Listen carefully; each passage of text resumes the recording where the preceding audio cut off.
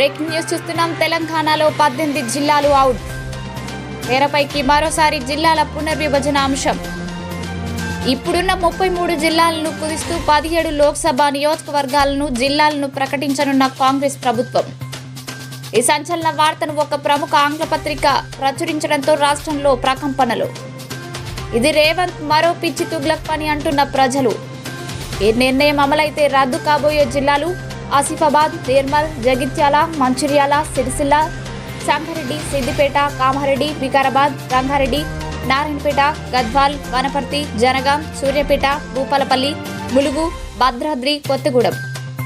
ఓ ప్రముఖ ఆంగ్ల దినపత్రిక ఇవాళ ప్రచురించిన కథనం ప్రకారం ఓ కాంగ్రెస్ నాయకుడు మాట్లాడుతూ లోక్సభ ఎన్నికల్లో లబ్ధి పొందేందుకు ప్రస్తుతం ఉన్న 33 జిల్లాలను కుదించి 17 లోక్సభ నియోజకవర్గాలను నూతన జిల్లాలుగా ప్రకటించనున్నట్లు తెలిపారు. సీఎం రేవంత్ రెడ్డి సైతం ఇటీవలే 33 జిల్లాల్లో కొన్ని రద్దు చేసే అంశం పరిశీలిస్తున్నట్టు తెలిసిన విషయం తెలిసిందే.